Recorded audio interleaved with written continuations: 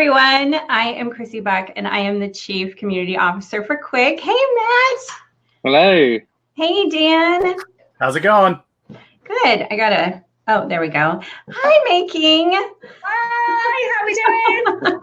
I am so happy to be hanging out with you guys today. We're going to be talking about repurposing your content, but you know, when I woke up really early this morning and I was chatting with you all, I was like, I get to hang out with my friends today. So this is super awesome. So let's just jump in.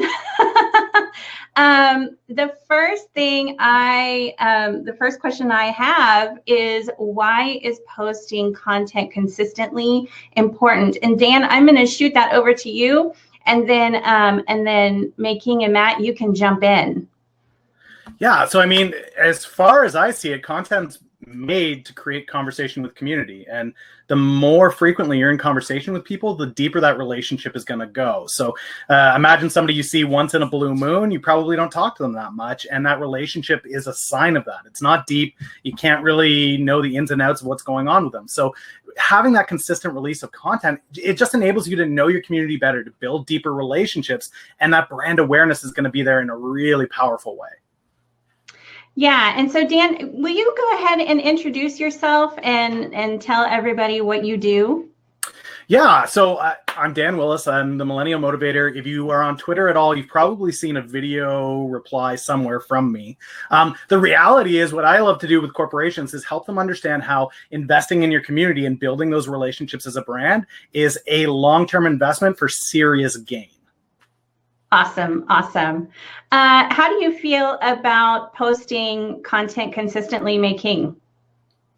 Oh, it's very important, and you know, consistency. There's a difference between consistency and how frequently you should post, because you know, people do get pressured into, oh, I feel I should post 3 times a day or 10 times a day or whatever it is. And so that's not important. The important is consistency. So, I mean, there were times when earlier in the year where I got a little busy and I didn't post for a few days. However, when I came back online and did post, I didn't lose my audience, because people have, you know, see a lot of what I do. So as Dan said, you know, if you do lose your audience a little bit by not posting consistently, then, you know, you can disappear. However, that said, it is possible for you to, you know, to improve your social media and get the audience back up. I mean, I had a personal setback, and so I disappeared from social media for 2 years.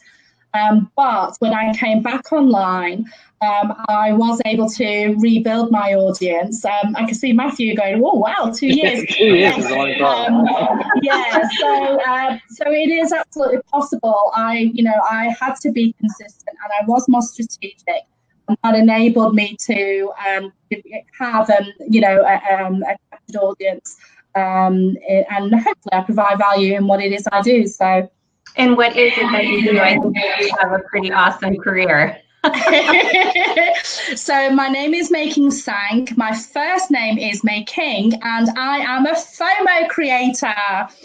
And what that means, is that I capture the excitement of a conference or an event and put it out onto social media live. So whether that's through live tweeting, whether it's through my interviews, Facebook, LinkedIn, Instagram, all of the above. And you have created a lot of FOMO for events, including you are going to be creating FOMO for Youpreneur, right? Yes, I am. I'm so Not jealous. Yeah. Okay. So, Matthew, you have been creating content. I see you over on Instagram. Is that your favorite platform?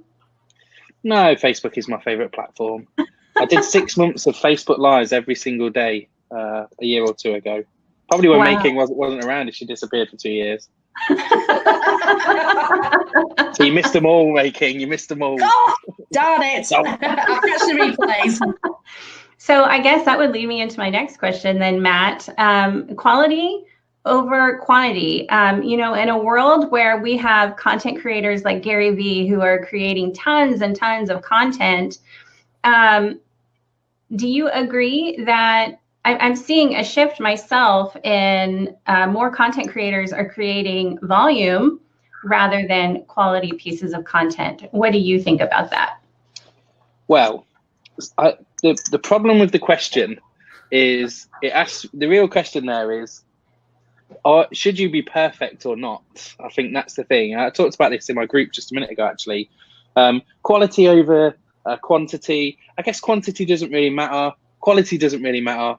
I think it's just about getting there and doing it.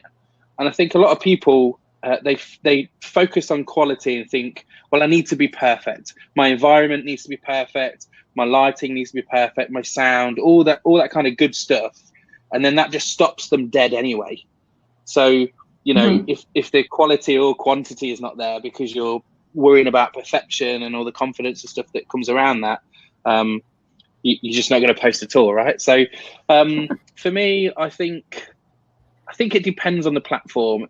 I think things like stories, for example, you can be very imperfect on stories. It just doesn't matter. And you can post them like 50 times a day and no one really cares. I've seen some people that have got Instagram stories that are two videos long, and then others that have got like 20, whereas on Facebook, when I do Facebook Lives, I try to pay a bit more attention to what I'm doing and put a bit more effort in the Facebook Live. I mean, I did a Facebook Live. I'm in a hotel room. You can see I'm on holiday at the moment, vacation, right, for Americans. But it is what it is. I've got to be here and do it. So I sort of got over that and just said, okay, let's just do it with what we've got. I've got my MacBook, everything I need, really. I know I've just avoided the question. I've avoided the question, right? Just answered the question I wanted to answer. No, I think you answered it great. So what I heard from you is don't wait for your environment to be perfect. Yes. Just post. And I guess this goes back to consistency. So you just rebranded your business to the King of Video. So tell us about that real quickly. Yeah, so I was kind of looking for a personal brand. If you search for Matthew Hughes, you'll find an author and you'll find a UFC fighter. And you can tell to look at me that I'm not a UFC fighter. So I needed to come up with something that was very catchy. And I managed, if you're looking for brands, you sort of search for the domain name, and then King of Video was available. So I was like, right, that's it, I'm having it. So I'm the self-proclaimed King of Video. There's plenty of people with more followers, subscribers, and all that jazz, but it's all vanity metrics, right? Like, I'm the king now. That's it. I've walked in, I've taken that, and I'm going to live with it. So, and it's worked. It's a good personal brand. People now come up to me and say, "Hey, Matt, it's the King of Video," when I walk into a networking event and that kind of thing. So I think from a personal brand, it just needs to be memorable. Dan, what did you call millennial motivator? Is that right? That's perfect, right? Like, it's memorable. Making's got all sorts of things going on with Making. She puts it everywhere. She's got the tea thing going on, the FOMO creator thing. It's got to be something memorable. So, yeah, I think that's why I did it in the end.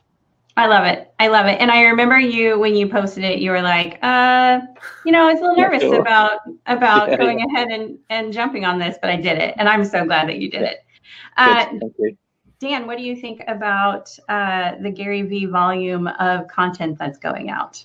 Yeah, I love it. And I mean, the majority of the content that I put out is video replies. So I put out anywhere from 60 to 70 video replies a day when I'm on and doing it. So what I found is you never know what's going to create a conversation, what's going to engage people in any given time. So as long as what you're putting out has value and it speaks to your community, I think just go with it. And I love what Matt was saying about perfection, where, I've never seen a perfect piece of content ever. And so for me, it's more about, do you have something of value to add to a conversation, or do you have a valuable conversation that you want to get started? Great, do it. However you choose to do that, whatever medium you choose to use, put it out there. And there's a lot of people that hear quantity from Gary Vee and they've strayed too far the other way, where they're just putting things out because they can put things out. And it's demeaning in a way where, well, you're not respecting your community because you're not actually bringing any value. That was just a blanket statement. People move on. And you're also just not really bringing any insight into who you are as a person. So for me, it's don't err too far one side or the other, but definitely lean a little bit more to quantity, because you never know how you're going to engage people in the moment where they are. Yeah, and you know, content is here and then it's gone, especially over on Twitter, right? Making you create content in large volumes, so much that Twitter has blocked you. Right? Yeah, so my proudest moment this year was tweeting for a conference, and I got blocked 3 times. I was tweeting so much they thought I was a robot, and then after a plea they realized, oh, I am actually a real person, and so they let me go back on. So yeah, I can tweet up to 1,200 times on average for a conference. And it really helps to amplify their message. But going back to the quality versus quantity thing, I'm actually going to respectfully disagree with Dan. Ooh, controversy! Just because when you're putting out content, people want to get to know who you are, and whether people regard it as value is actually down to the reader. Okay, so, you know, for myself, you know, I mean, I don't put everything that I do a day, you know, on social media. However, some of the things that I have beautifully crafted out, I think this is going to go really well out there. You know, I get 2,000 reach. And then, you know, one day I'll put out something in line with the trending hashtag. So my greatest accolade was, I think I posted on the same day as International Cat Day. Every day, International Cat Day, and that had a reach of 20,000, and then I got a brief mention on radio too. So, you know, I think sometimes when we're putting out content, not to think too much, because people will have seen you at different stages of your journey. There will be people who don't know who I am, and if they see me for the first time, you know, then they may want to get to know me as a person before they really understand what it is I do. So by putting out content that is, you know, gives you a little insight into what I do. You know, I mean, today, for example, I've had a hurty shoulder for quite a while, haven't done anything about it. Decided to finally do something about it after 3 months, and posted something out about it on Twitter and Instagram. In fact, I repurposed it. And why did I do that? Well, just to show, you know, a day in the life of an entrepreneur, you know, and I did put my business first before my health, which is why it took me 3 months to get to getting a deep tissue massage, but it was incredible. That said, the video that I put out there, I love because it was a local business. I Googled, I put in some keywords in Google. I found them. They had a Google My Business page. They had Google reviews, incredible.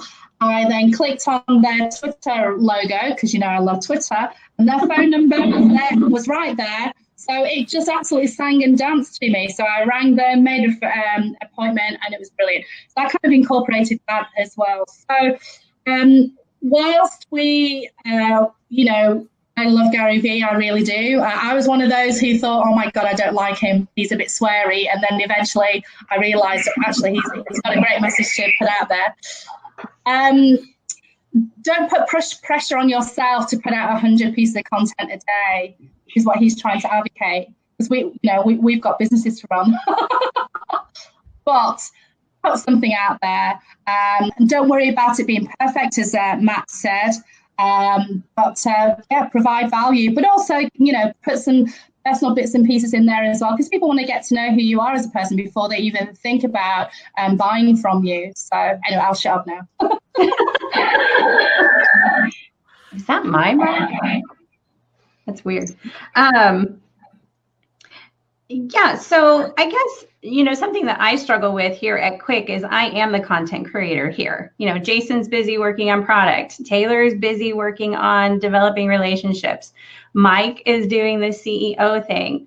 And so it's really up to me to create video, tweets, all of the things. right? So creating it at volume to stay relevant on social it's a lot of stress on me. And so I guess my question is, I've come up with some tools and some tricks on how to repurpose video. One thing I've been doing is going to conferences and interviewing as many people as I can while I'm there, and then coming home and chopping that up into smaller segments.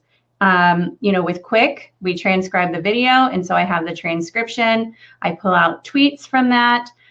May King, you use a service that will create tweets for you. Is that Lately?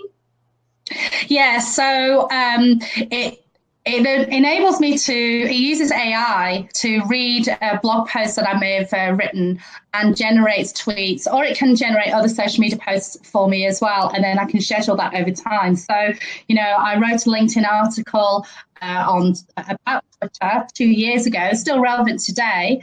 It's a great piece of content because I wrote it. But I want more people to read it. So I put it through Lately.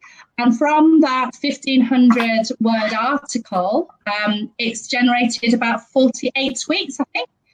And then I can schedule that to go out on any given period, which is incredible, which means that it's given me more connections, more followers, more readers, and more questions for people to ask about Twitter. So it's been great. So, yeah. I think that's awesome. And so that is a blog post that you wrote a couple of years ago, and yes, here you are repurposing it, reusing it. And so that's what I'm doing with video. Matthew, what tools are you using to repurpose some of your content so that you can create more content out of the stuff that you've already created? I think I use one of the tools that Quick uses for you, Krissy, and that is that I have a member of staff that does a lot of the work. But no, in all seriousness, I guess this is the biggest challenge that a lot of people face, is they feel like they need to create a whole bunch of content. And I guess Making comes at it from a different angle, because the way Twitter works and the volume there is very different to some of the other platforms. You can definitely still get away with creating one video a day or even one video a week and changing that into a bunch of different content. Some of the ways Making was talking about, like you said with Quick, creating the transcription, getting the subtitles, all that kind of stuff. So I think really it's about having a plan in the first place. Who am I trying to reach? How am I trying to reach them? How often do I need to talk to them before I'm going to get some kind of rapport and before they're going to know, like, and trust me, right? And if you've got that in mind at the start, before you just start plowing ahead, creating a whole bunch of content, then you can have sort of a more structured view of what you need to put out. And we do this in our office. We with my apprentice who's managing our social media content at the moment, I kind of sat down with him and I said, right, this is the king of video brand that we've got. This is what we want to put out. We batch filmed, and I'm going to talk about batch filming shortly as well, but we batch filmed 10 videos. And then I said, these are the things that I want you to cut up from those 10 videos to give us a month's worth of content, because I knew I was going to be away in Florida for 2 weeks. I thought I would suffer not putting as much social content out. Actually, I've put on more social content since I've been away. It's amazing what happens when you go on holiday, right? But, I wanted to make sure that everything was still going. The machine was still turning. So that all came down to the fact that before we did any content creation, we had some kind of plan. And I'm not talking about analysis paralysis or anything like that. It's just having some kind of plan and structure to what you're going to do before you start tweeting about the beer that you've just drank or the M&Ms that I've just eaten or anything like that. Yeah. Dan, what tools are you using to repurpose your content so that you're working smarter and not harder? I like how Matt brought up multiple platforms, and that's one that I like to use as far as repurposing content. So typically, I'll create something that's a little bit more quality leaning, so a longer YouTube video or a fairly lengthy blog post, or LinkedIn article, and then I'll take that long form content that I've dedicated the time into, and I'll actually chop that up into snippets to redistribute across other platforms. And for me, where I'm kind of somewhere in between here, where I'm doing it for the most part myself, occasionally I'll have somebody help me out. it's nice for me to have that mix of, if I want somebody else to chop something up, but I want to be sure that it's got my voice to it, I can take a long form piece of content and say, just pull from this, take sound bites from this, take blurbs from the blog or the LinkedIn article, and use those to create content to go back out. So whether that's, you use Photoshop to make an image that you can put into an Instagram story or a Twitter post, you throw that into Facebook. They've got that great new feature on the business pages where you can add that into the business story and have that there for people to see. So for me, it's really about, yes, take the time, once a week, depending on how busy you are, maybe twice a week, create that really great long piece of content that's got the time and the energy put into it. And then use that to make your short form content across all of the different platforms. Yeah. So we've got a couple of questions. Let's see, Samuel Verrett, he says that this is really great material and information, and he keeps forgetting to post messages because he's taking so many notes. So good job, you guys. But he is also wondering if you guys have teams that you work with. Are you doing all of this on your own? And as a one-man band, sometimes he feels overwhelmed in creating content. And he's doing more and more live streams because he finds it fits his personality and skill set.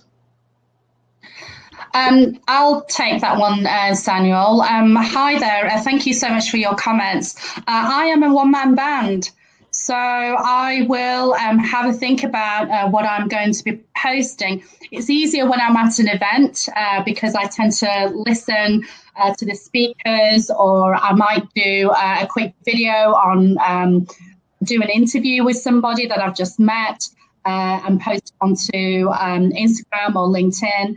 But I am a one-man band, so I create all of my content. Now, I'm not as organized as Matt, where I would plan. So that is something that I am going to be improving on. And in fact, Krissy and I were going to an event which will help us to plan our social media content for 2020, right? So I'm actually looking forward to that, because I'm going to try something different, actually try and plan my social media. But no, Samuel, I think that because I think I'm a business all the time, so I do have a headspace where I think, well, will this provide value? Will this enable people to get to know who I am and just post it on the fly generally? And because what I do as a FOMO creator, I do post lots of stuff on the fly for events. It kind of helps me to keep in that realm, as it were. Don't feel overwhelmed by content, though, Samuel. I think that will definitely lead you into procrastination, and you may stop. Matthew talked about perfectionism, and we should definitely not compare ourselves to anybody else as well. Just keep doing what you're doing. Try not to get overwhelmed too much. But if you are a planner, do plan ahead. If you're not a planner, that's okay too, because I've managed to get away with it so far. Dan, do you post on the fly, or do you plan it out? Schedule out your stuff? Video replies by nature are going to be on the fly. It's as it happens in the feed, and the Twitter feed goes pretty fast. Same thing with conferences. I know May and I, wherever overlapping on a conference, she and I are right there going at it in the feed. But for my clients, that's another side of the business that I do. And for them, I work with teams on that. So it's really, I kind of do a bit of both. I'm in both worlds. And I do prefer the live in the moment tweeting and video reply, just because it has that natural in the moment feel. I find people are a little bit more forgiving too. And it's that in the moment reply. It doesn't have to be perfect. It can be just there and people accept it. But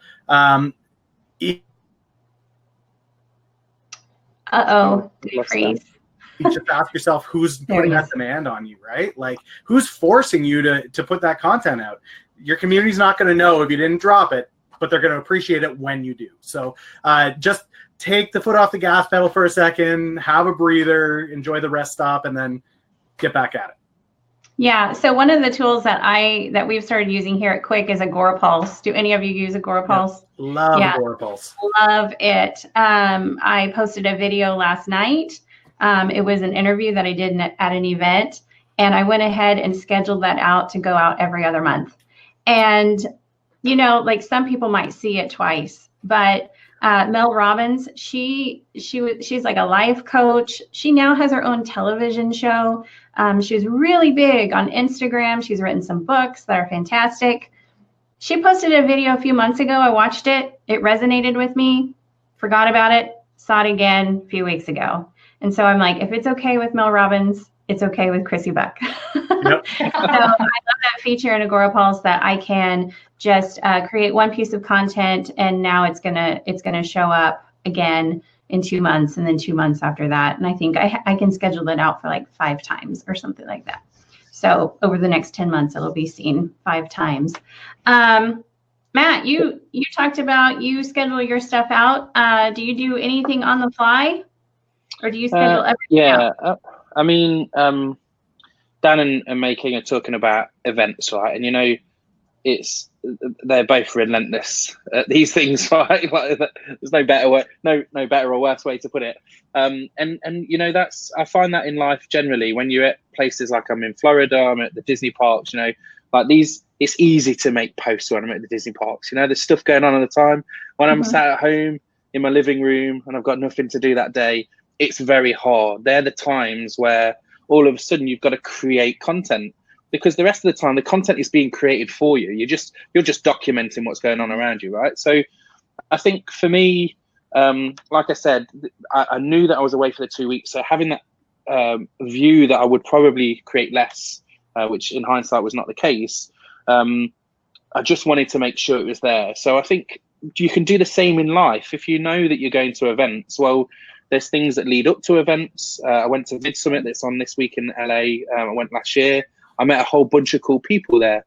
Had I have not done the work on Twitter the week before, I wouldn't have met those people. In fact, me and you, Krissy, would not have known each other at all, because it was via Rob who I met at that event. So yeah. I think having a bit of foresight to think about what's going on, overwhelm's a funny thing, because overwhelm usually becomes from the fact that it's all in your head, right? Like there's a load of stuff going in your head. I like to get that stuff out, whether it's I'm a paperless guy, so I have OneNote that I use. People use Evernote.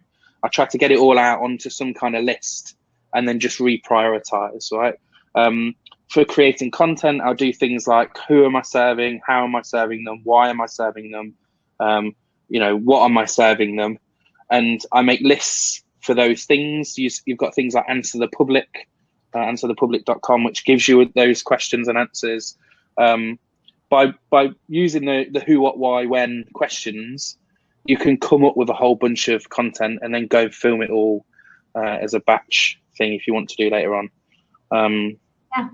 So there's a couple of different things there of different answers to that question, but hopefully that helps a few people if you can take a bit of that.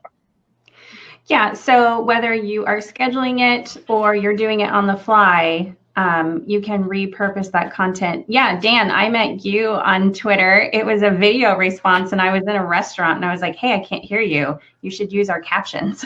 It's very cheeky. Very good voice selling. Yeah, but it worked. Oh, yeah. And it's so funny that May King is so, she's always on Twitter, right? And so I met her at Social Media Marketing World, and I thought you were a speaker. Like, I wanted to hear from you on how you tweet so much. So whether you're scheduling it or it's on the fly, you can repurpose it. So Dan, let me kick this over to you. If somebody creates, let's go to Samuel. Samuel is now creating Facebook Lives, if I remember right. He's doing live video. How can he repurpose that live video into multiple pieces of content? So Facebook Lives is not one that I've done a lot with, but I assume like every other platform out there, it has the ability to download that live afterwards. And what I love about a lot of the live video is the dialogue back and forth that happens with the community during the live. So for me, it's really this beautiful thing where if you can download that whole session afterwards, and there was a great question that popped up where you could provide insight, just download it and use whatever video editing tool you have to just cut that clip. Repost that out into your feeds, and you've got this great content that was doubled up. Yeah. Matthew, what else can you do? I saw you put your hand up. Your favorite platform is Facebook. How would you repurpose a Facebook Live? Hey, the first thing, Dan's absolutely right. There's two things that I do that are kind of key. The second one I don't do so much anymore, but I'll tell you about it anyway. The first thing is I talk to people as though they're going to watch the replay, right? The live audience is like 10% of 10% of 10% of your audience, or something like that. You know, it's the chance of you finding those people at that time. I got 4,000 friends on Facebook, you know, friends. But the chance of me hitting them at the right time is just like, it's just not going to happen. I get a handful of people there, but I always think about the replay audience. So I start my Facebook Live straight away. I don't wait for anything to happen. I start talking to them straight away.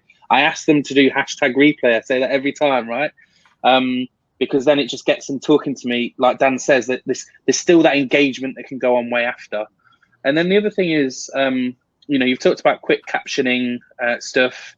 What Quick also does, other tools do the same thing as well, is create SRT files, right? So you can go and take that file, put it onto your Facebook Live, and then not only are you giving the replay audience a chance to watch it later on, but they can also watch it when their wives are asleep next to them in bed, right? That's the reality of how people watch some of this content. So capturing it and adding it to the Facebook Live afterwards just opens you massively, like to 80% of the audience. It's crazy how many people are on the feed with sound off. So you should be doing that for every one of your Facebook Lives, and it's so quick and easy now, right? Yes, yes. How would you repurpose a video that you've created into multiple pieces of content? Well, I actually do, sometimes I do videos just from my phone and then upload it onto the various platforms, you know. So I would,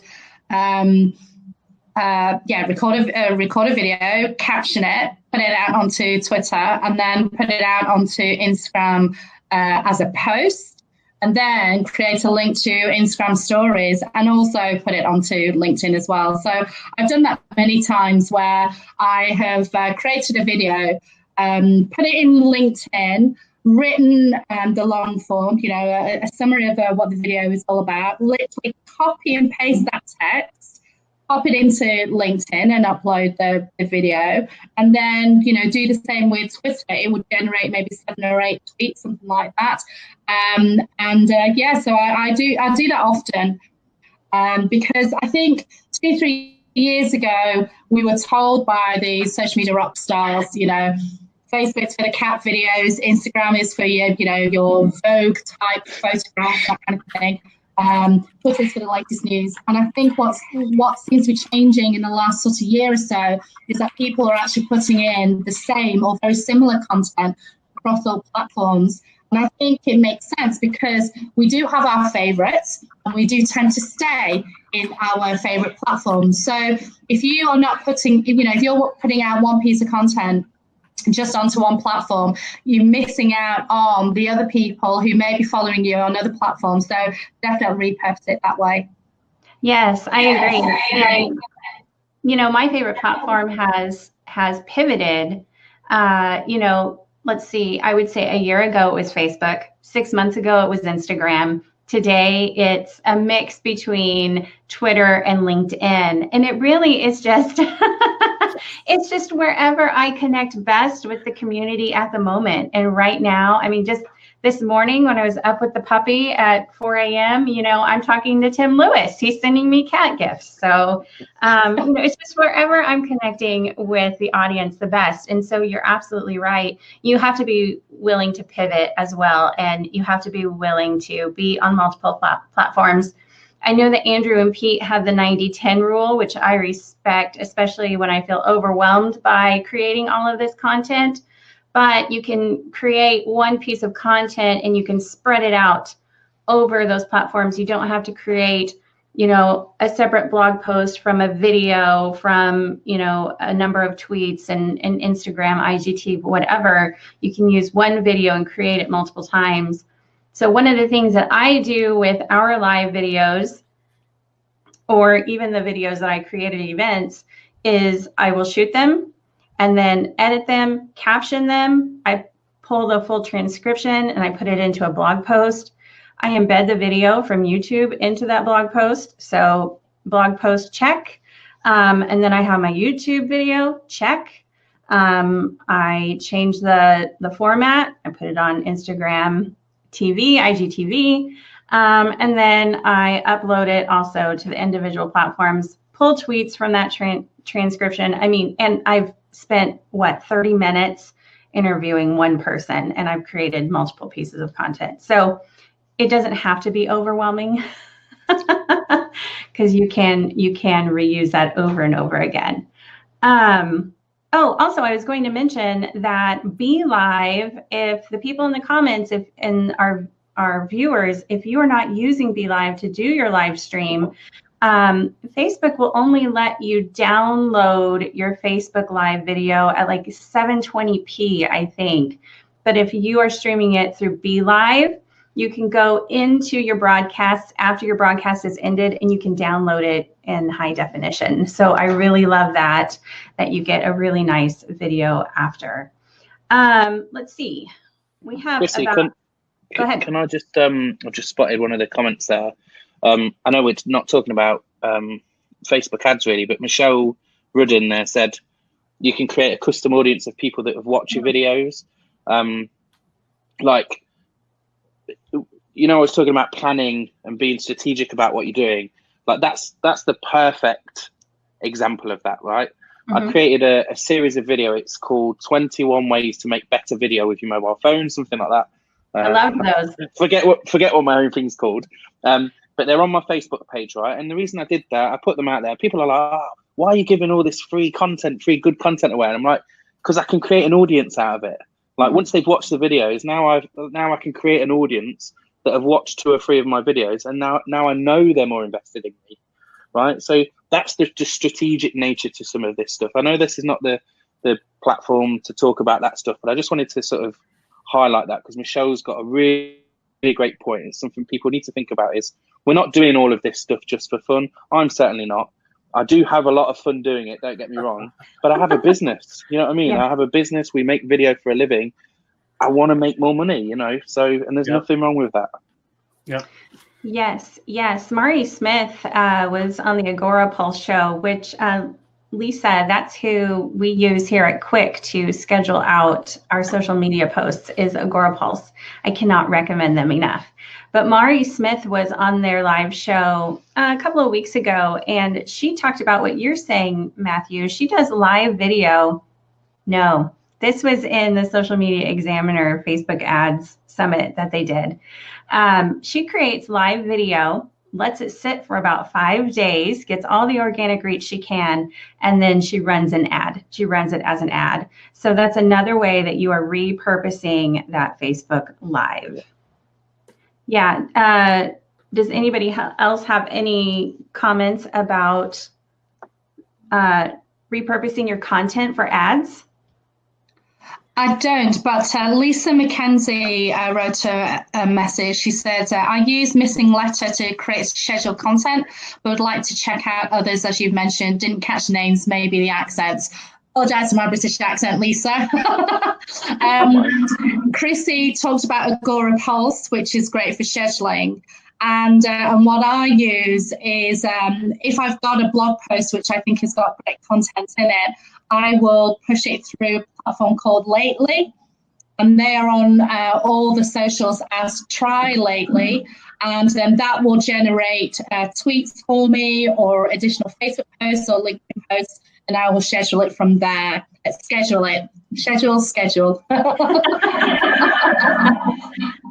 Yeah, another tool as well, one that I had used before I tripped across Agora Pulse was Hootsuite, which is just very user-friendly as far as the interface goes. So if you're looking to try something that is just really, this is bare bones, this is how it works, you can get it out there. Hootsuite's another great option that I know a lot of people use. Is that Dan the Millennial Motivator talking about a tool that I used as a real old millennial, right? I just fit in. He's got a Hootsuite t-shirt as well. Dan, I've got an extra level of respect for you now, my friend. I always love to give the shout out to the Canadian folks doing great work. So they're their own BC. I love those guys. And Agora Pulse is another tool that I use now too. So Lately is the only amazing tool that I haven't got to play with yet, but I'm sure I can get a hold of Chris and figure that one out. Yes, same here. Okay, so we have talked about all the nitty gritty stuff. one thing, I'm going to go on a rant here and talk about content that does not add value. And this is my Gen Z or my Gen X coming out. Gen Z. This is my Gen X coming out. I'm tired of inspirational quotes. Oh no. How can you say that? It's inspirational quotes. And I value inspirational quotes when I need to be inspired. But if you are just creating inspirational quotes to have something to post, oh no, just tell me what you had for lunch. I'd rather know that than, oh dear, being a hustler. Krissy. Doing one show. Yeah, I mean, I put out one of those a day, but it's often when I'm having a hurdle, and this is one of the things that I've started to do. Whether it's an anxiety point or I've got a flare up from PTSD or something throughout the day, whatever that trial is, I think back to create a post. But I like what May had said earlier of, she posted out, she had a sore rib or whatever. For me, that's shoulder. It was a shoulder. But for me, my name's May King. May King, I keep doing that. I'm so sorry. It's all gone south. Man, every time he says it, I'm like,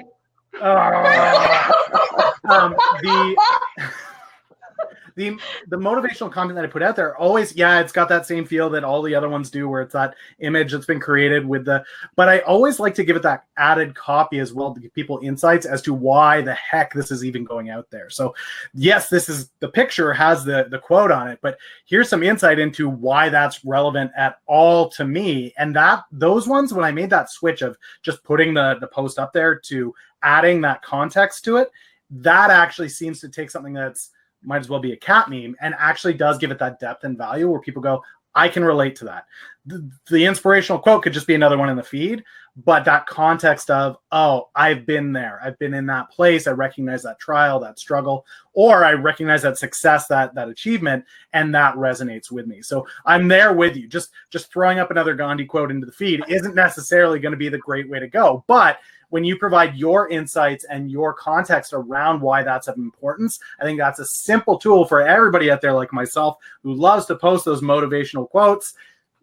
Add the context to it. It's not going to be as affronting to those that don't want to see it. Do you know, I love that idea, Dan, and I think I might incorporate that into my strategy. I think it's incredible because, I think you're right, Krissy. I think we are a bit quoted out. I think I've seen a massive drop in it in quotes in the last sort of 9 months, which is great. But it was one of those pieces of content where a lot of people were thinking, oh, what should I put out today? I'll put out a motivational quote. I personally have seen a drop in it, which is great, but I love the context, Dan. I really will. I think I'm definitely going to use that in the future because there are a couple of inspirational quotes that I have used, and it's actually helped me through my strategy. So one of the ones that I heard from a speaker a couple of years ago was from Muhammad Ali. And he said, it ain't bragging if you can back it up. And that had a massive, massive change in me because being Chinese, I'm not supposed to, brag about things that I've done, because it's seen as showing off. But in business, if we don't shout about how amazing we are, who is going to shout about how amazing we are? So, I can brag now because, I have been hired by Upreneur to be their FOMO creator. I have been hired by Andrew and Pete to be their FOMO creator. I'm going to Amsterdam in a couple of weeks. They're just facts. So, it really, really helped me. So I'm definitely going to use that and look at other quotes that have helped shape my business and maybe give the context of that. I love that, Dan. I do too. It really helps you connect with your audience when you are sharing a little piece of you. And so I really love that you are sharing context around the inspirational quotes. So I will forgive you. Can I defend motivational quotes, just Krissy? Please do. I've got a really good reason. Right. So look, the thing is, right, we're all very fortunate people. The four of us are very fortunate because we're very far down a long professional development road. We're leading the way with certain things, right? But not a lot of people are at that part yet. And I think that's what a lot of people forget, because I see a lot of people bashing like gurus and that kind of thing, you know, all the terms that have been overused and all that kind of thing. But they forget that a lot of people are just getting on this journey, just getting on the bus. And so sometimes when I say to people like imperfect action was something that I heard from somebody else, and that completely changed the way I do content when I realized it didn't need to be perfect. But I had to hear it 4 times. Like it wasn't the first time I heard it that it made the difference. I continued down the road, and then I was like, oh, that's what that means. You know, you're talking about bragging making because that's something in your culture, right? Or potentially in your culture.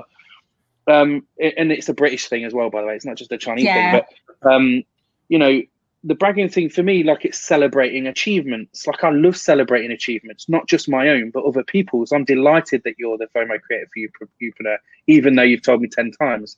You know, like it's great. I see it everywhere. So you should, right? But the point is, sometimes certain things need hammering home to you in your head a little bit, and it's only till you're ready to accept it that it actually makes that change happen in your head. So yeah, I get it. They're overused. It's like default social media content, but sometimes we still need them. So that's my little defense of motivational quotes. But we can still say they're rubbish, and we should get rid of them. I'll agree. Okay, that's it. There's a great conversation about content happening in the chat here between BeLive and everybody else is weighing in on hot trends in content. And I love the response Michelle gave here.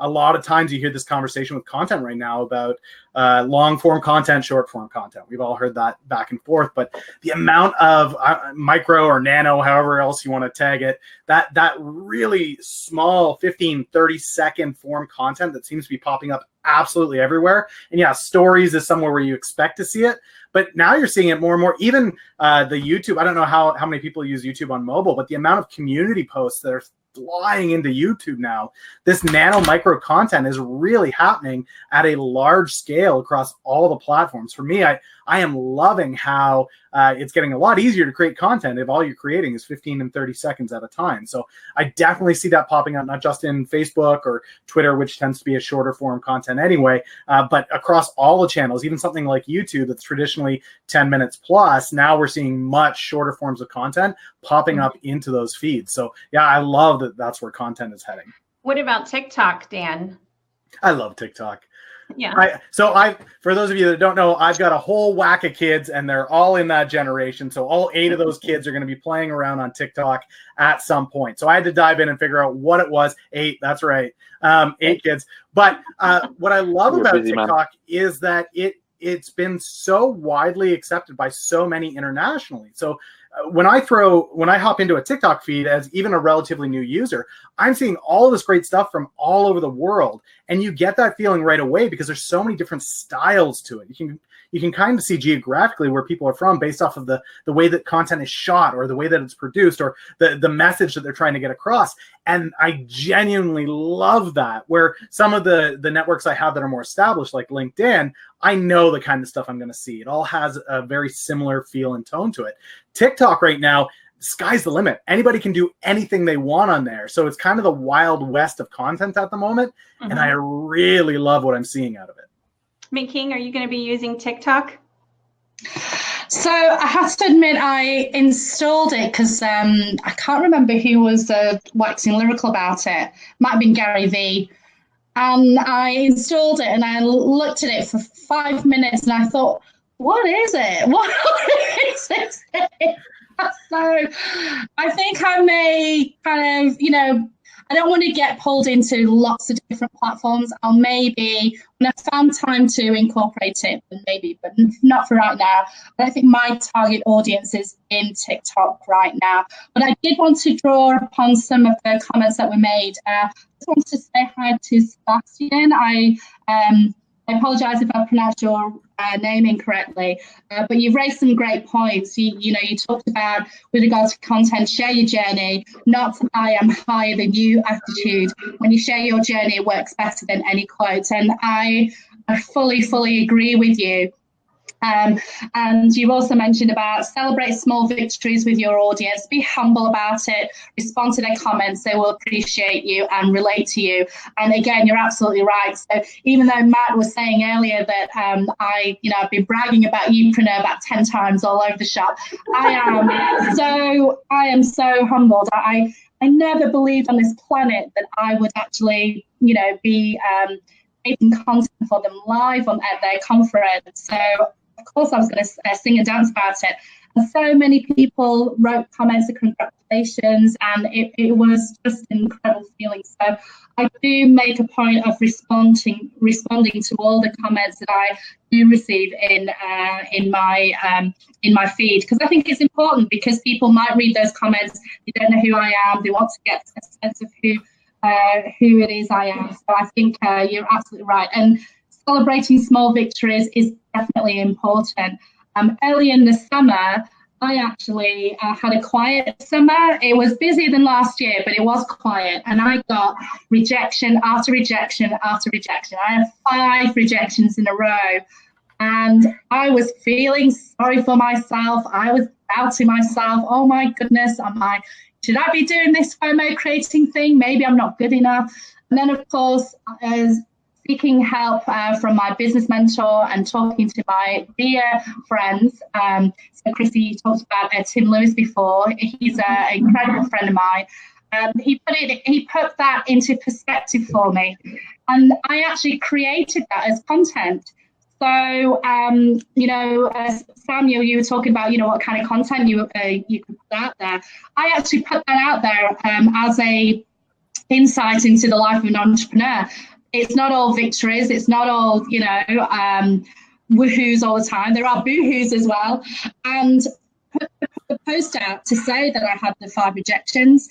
And I got a lot of support. And I also got a lot of private messages as well saying, hey, Making, thank you so much for posting that. I really needed to hear that today. So, celebrating small victories, absolutely. But I will also talk about, when things don't go so well as well, because it helps people to get to know me as a person, because I'm far from perfect. My business is great, but it could be better. But I think it's important to really show the human side of you as well. Yes. Well said. Do you guys hear that when I start talking? No, it's just in your head, Krissy. Heather Nichols, she came on. She said, "What is TikTok? I can't do everything. I'd rather collaborate and partner with people in their specialties. Doesn't have to be mine." I agree. Gen Z, I think the oldest, what is Gen Z? I'm seeing them start to enter the workforce. And so I went to a conference last week, and there was a speaker there that was Gen Z, and he was 21, and he's in the digital marketing space. And so I think, we need to keep an eye on them. We also need to keep an eye on Reddit. Reddit's been around for a while, but if you are trying to, reach Gen Z, you need to be on Reddit. I will tell you, they're a tough crowd. So good luck. Good luck on there. I'll add to Reddit. It's not just Gen Z. The amount of context. So there's a lot of business, trading, finance, news. Reddit is a massive beast. You can get lost in it very easily. But if you know what you're doing, there's a large conversation happening all the time. It's a great way to showcase content, to brainstorm, to find ideas for content. There's a great way to find trending topics other than the Twitter. This is what's trending. Reddit is massive, and there's something for everyone. Okay, so we got 4 minutes left. Matthew, what's your number 1 tip for creating and repurposing content? Number 2, you just threw that at me out of nowhere. What's my number 1 tip? My number 1 tip for creating and repurposing content is to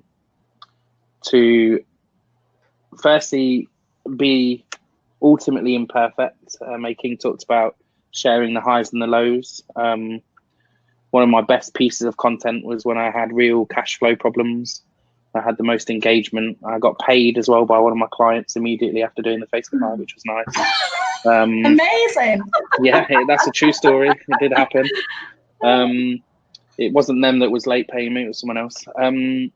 So yeah, I mean, people talk about authenticity all the time, but and so it's bandied around that word, but just being yourself is hard for a lot of people, and being yourself on social media is even harder for a lot of people. But when you finally find the way to be yourself on social media, the whole world opens up to you. And I can take the mick out of making, and she won't hold it against me, hopefully, because we've developed a relationship. Why? Because we know who we are, and we know there's no hiding behind something else. You know, it's authenticity, true authenticity. The king of video thing you've mentioned at the start, I was worried about it, but it's became a thing because I've got true authenticity. People know that about me. So if you can be authentic, just be yourself. That's probably my number one thing. All the repurposing stuff, you can figure that out later on. Yeah. But just learn to be yourself. That's my biggest tip. Yeah. May King, what's your number one tip? Yeah, just do it. I think a lot of the time we get in our own heads and we procrastinate. We worry about what people think. We worry about being judged. We worry that we're putting out too much content. We're worried about not putting out enough content. Just think about your why. Think about why you are doing this, and think about who you are servicing. You are servicing your customers. You are providing value. That's why you're in business. You're in there to make a difference. And if you think about who you are servicing, then suddenly it takes the attention away from yourself, which hopefully means that it will be easier for you to produce content. And repurposing, I mean, it saves you time. So why wouldn't you do it? So create that one video, edit it, as Dan said, chop it into little bits and put it all over the internet and break the internet, because you are providing value to your customers. You're providing your value to your customers. So that's it. Just do it. Yes, press the damn button, like our friend Brian Fanzo says, right? Dan, that's right. I'll let you finish it up with great. Those other two tips were fantastic. Have fun. I mean, at the heart of it, guys, have fun with it.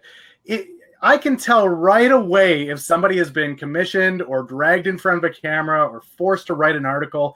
It comes across as dry and almost disdainful against the topic. And that's not what you want. When you watch May King's video, May King's videos have joy. She's got that smile on. She's enjoying the conference. Matt, I've got to be honest, I'm not on Facebook enough, but I'm sure your community loves when you hop on that live. You've had a smile on the whole time. You clearly enjoy your community, and people will resonate with that. If you get on there and you're enjoying what you're doing, great. That's there. You can have that. And you can still enjoy something. You can still enjoy a piece of content when you're having a hard time, when you're suffering. Because believe me, I put that out there, and the almost immediate response from the community online of, don't worry, you'll get through this. It's awesome. You're awesome. Life is good. Like, you can still enjoy putting that content out. So go out there, enjoy what you're doing. Don't do it just for the sake of doing it. Do it because you want to do it and love it and have fun with it. Well, I had fun with you guys today, friends, my internet friends.